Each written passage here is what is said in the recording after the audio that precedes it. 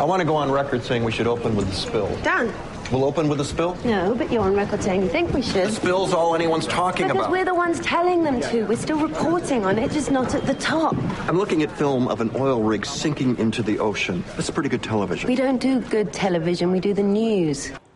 That was a scene from the new HBO show, The Newsroom. The series takes a critical look at the news business in much the same way Aaron Sorkin has taken on other major institutions, from the federal government to the military. Joining us now is Academy Award-winning writer and creator of The Newsroom, Aaron Sorkin. It is a pleasure and an honor to have you on. It's a pleasure and honor to be here. Aaron, I will ask you the most navel-gazing question I can, which is, first, why did you take on the news industry? What about it sort of what about it sparked the creative juices in you? Well, I just want to say that I wouldn't characterize it as taking on the news industry. I honestly think it's a Valentine and a love letter to the news industry, to what you guys do. And I write very idealistically and romantically, and if you can do that in a setting that's generally looked at cynically, it can be fun. Let's talk about that, the idea of sort of institutions and institutional failure, which is very much on the minds of many as we talked about the federal government and so forth. That has been, I'm not going to say that that's a theme in your repertoire and your oeuvre, but you know, from A Few Good Men to, of course, The West Wing, is it something about these sort of monolithic institutions that you find intriguing? Is it personal experience you've had with them? How have you come to these different places? Well, it's not personal experience. I don't know anything. I've never written about anything I know anything about. I have to be tutored by really smart people. But what usually happens is that beginning with my first play and my first movie, which was A Few Good Men, there's an institution that I look at ignorantly because I don't know anything about it, and then suddenly I'll become interested in humanizing it. So again, with A Few Good Men, you start with a character who is he's in the Navy because he's got to pay back the government for sending him through college and law school, and he just wants to get out of there, and doesn't think much of honor and code and anything that the military is about. And the emotional climax of the movie isn't "you can't handle the truth." That's a moment we remember.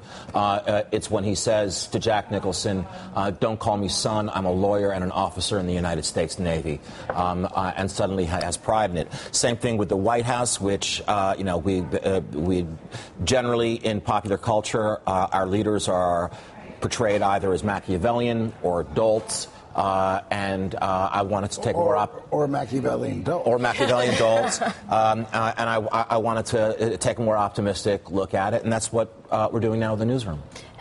You know, I wonder what you make, having created The West Wing, which I think was a game changer in terms of the way people think of politics, and it was very much a Valentine to the idea of service, of government, of patriotism. Exactly.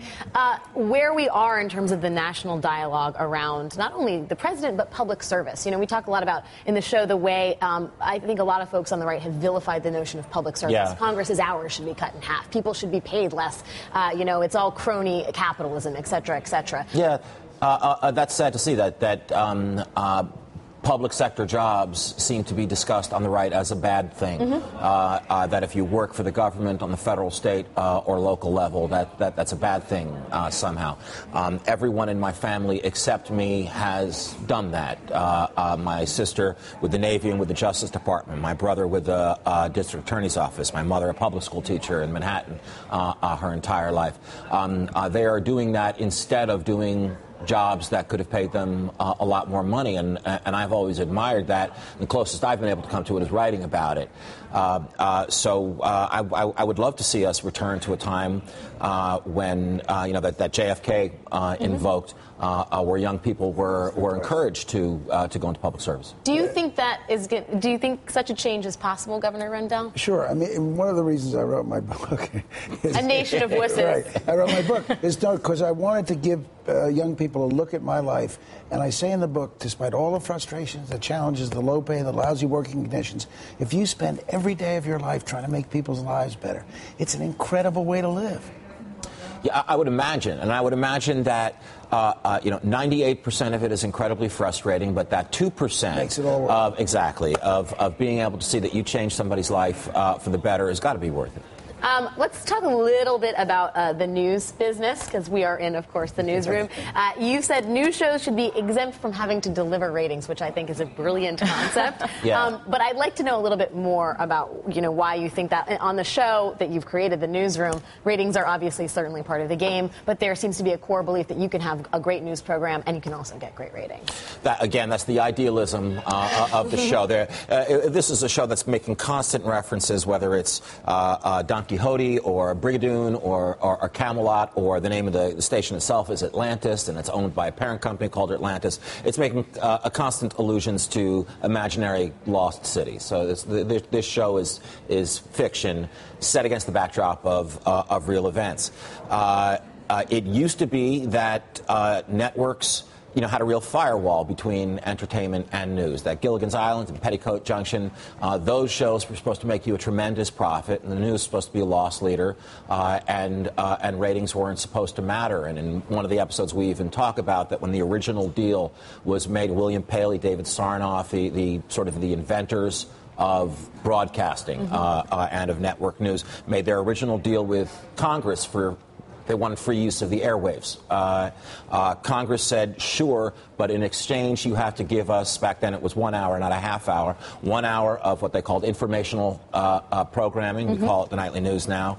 And if they had just gone one step further and said, under no circumstances can there be paid advertising during that hour, imagine how different the news landscape would be. A wildly different place. This show, of course, is a kind of cross between Brigadoon and Petticoat Junction in a lot of ways.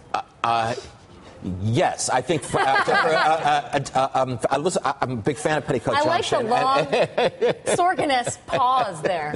No, I mean, certainly the point is well taken that ratings would change the way, and Jackie, I'd love to get your thoughts on this, in terms of covering the news. You're working at USA Today, a legendary newspaper, a mass newspaper, and in terms of what we cover and how we cover it.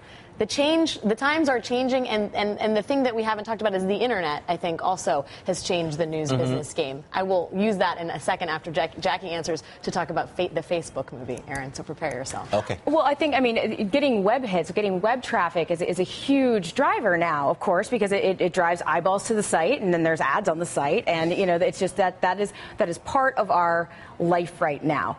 That said, I think it highlights the drive that we've always had to write a great story that people want to read, and we can quantify it more than people picking up a paper and looking at it. While it adds pressure, I think it also drives you to really, with politics anyway. I agree. I work for a newspaper as well, called the Washington Post, and I'm online, so we have the web traffic. I think that in the period before we had such good information about who was reading us, I think there's a desire to think we would all be better if we didn't know, and I actually think we were worse. I think that it's better for us to know how to reach people, because when you don't need that, when you don't have that spur, when you don't have to know that people don't really read you, they don't read to the bottom of your article, that you're losing them, you lose the incentive that forces you to write for your audience. And now you can take ratings and take them in a bad direction and just do bad shows and go down to the lowest common denominator, but you can also use it to figure out how do you explain complicated things in a way people can actually understand and will keep coming back to. Which is something we both do. That's true, but Jan, don't you think the problem, and you said it right now everyone wants that one great line in the story that goes viral. Don't you think that sort of perverts the process a little bit? And that worries me. It gotcha journalism just seems to reign even in places that were once held in high esteem. I guess absolutely. I think that if there's a profit incentive in the news, that the news simply can't be credible. I guess if I can clarify, I guess I meant more what Ezra was saying is that, delivering a story that catches people, not because it's bombastic, but because it's good, it's a good story, and it's good news. It's interesting. Unfortunately, this episode of our newsroom has to come to an end, but I do want to leave everyone with a great, I thought, analysis of what you're doing on the newsroom. I can't wait to hear it. It's not to the tune of any song from Brigadoon, so I hope you're not disappointed. But New York Magazine, Matt Zoller cites, writing, "I like Sorkin's optimism, the very quality that many of my colleagues are hanging him with." Some colleagues, I won't say many. He seems convinced that no matter how bad things get, they can always be made better, provided we're willing to do our homework, engage in civil debate, put common sense ahead of ego, and work together. It's a very nice statement. Civil debate was the most important thing. Civil debate is indeed the most important Yeah. part. Aaron Sorkin, an honor, a pleasure to have you on. My our set. pleasure. Thanks you. A Thanks great very much. show. The Newsroom airs on HBO this Sunday at 10 p.m. Eastern.